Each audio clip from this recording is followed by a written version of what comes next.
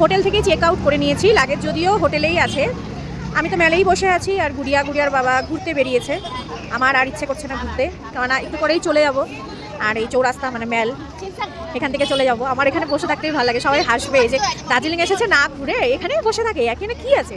এখানে ভাই আমার কাছে শান্তি আছে, আমার এখানে খুব শান্তি লাগে। তো যাই হোক, ওরা ঘুরছে ঘুরুক, আমি একটু এখানে বসে থাকি। আবার কবে আসবো কি না আসবো। আর এখন দেখো কতটা ভিড় চারিদিকে, যেহেতু আজকে বুদ্ধ পূর্ণিমা, তার জন্য এখানে কিন্তু অনেক অকেশন হচ্ছে, অনেক খাবার খাওয়াচ্ছে সবাইকে। মহাকালে গিয়ে তো প্রসাদ খেয়েছি, এখানে এসে এখানে ক্ষীর দিচ্ছে, তারপরে সফট ড্রিঙ্ক দিচ্ছে, যেগুলো তোমাদেরকে দেখিয়েছি।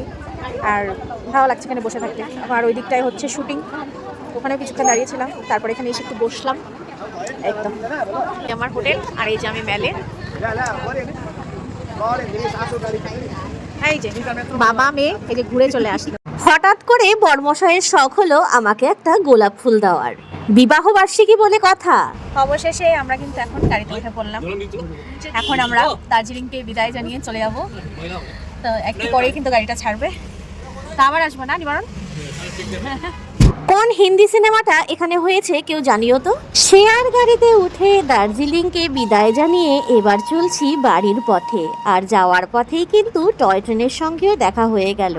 আর সমস্ত পাহাড়কে বলে গেলাম আবার কবে আসবো জানি না, তোমরা সবাই এরকমই সুন্দর থেকো। সোনারাতে নামলাম খাওয়া দাওয়া করার জন্য, আর খাওয়া দাওয়া করে তারপরেই কিন্তু আমরা আবার রওনা দেব। আর এই দেখো চারিদিকটা। দুপুরে কিন্তু এক প্লেট এই যে এখানে এক থালি নেওয়া হলো, আর আমি কিন্তু মোমো অর্ডার করেছি।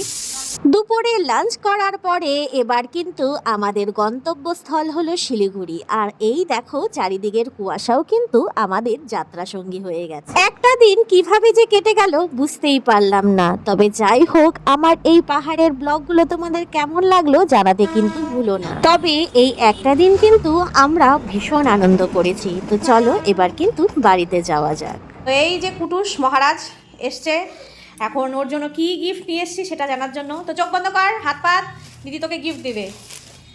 হাত পাত, এই যে তোর গিফট। দেখি তোর জন্য তোর দিদি কি নিয়ে এসছে। এটা কি? এটা বাইক। দেখি। ও বাবা, তোমার পছন্দ হয়েছে? হ্যাঁ রে বাবালে।